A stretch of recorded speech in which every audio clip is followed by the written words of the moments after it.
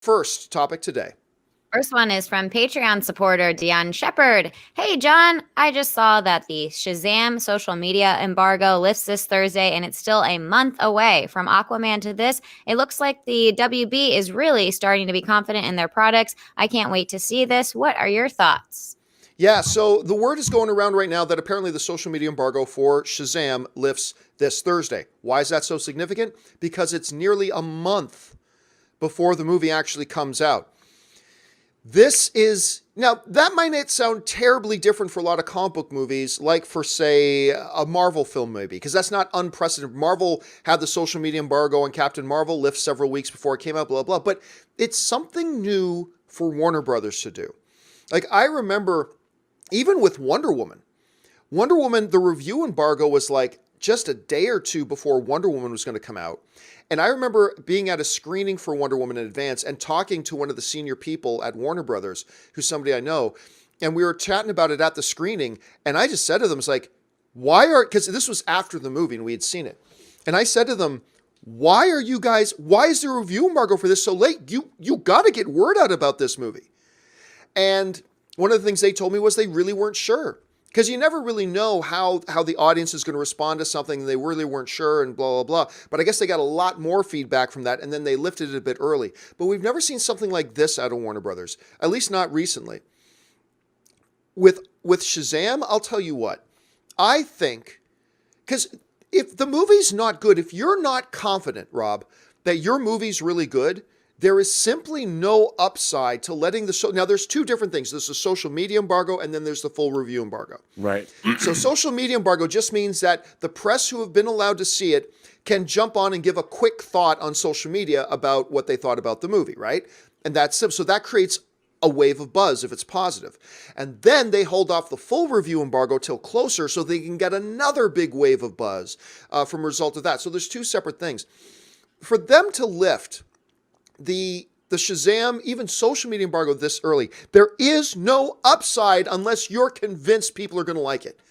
Unless you are 100% convinced that people are going to really enjoy this movie, there is simply no reason to lift a review embargo, even just a social media review embargo, this early. Rob, you and I have both been feeling that this film looks great. We love the philosophy they seem to be taking into it. I've loved the casting from the day they announced Shaq.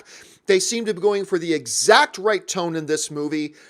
To me, Warner Brothers lifting this does something that I have been screaming for Warner Brothers to do for years. Show some damn confidence in your projects. Show that you believe in your projects so we can believe in your projects. And I believe lifting this thing this early, if it does indeed work out that way, I think that's just screaming to the world, you guys are going to love this movie. And I think it just reinforces everything we've been feeling about this movie, that this movie is on the right track. Rob, what do you think it means that they'd be lifting like even social media reactions this early? Or do you think it means anything at all? No, I think it means exactly what you said. I think that they're really excited. I mean, it's clear from the trailers how much fun this movie probably really is going to turn out to be. And I think that, it's different. It's not the same kind of superhero film that we've been getting. It's a different take. And I think that it's the kind of thing they want to create word of mouth. I mean, from what I understand, they haven't screened it for anybody yet. I don't know when the first test screen or the first press screenings are, but they have to be within a week, right? Because of you think? And I think it's a great sign. I mean, again, we now live in a world where I think the entertainments that we're getting, especially the superheroic kind and the science fiction kind, we're getting the people know what the audiences want. They're practiced at it now. We're 11 years into the MCU, and I think the people behind Shazam knew exactly what kind of movie they were making. They knew that from the get-go. They've made the movie they wanted to make, and it's turned out to be exactly what they'd hoped.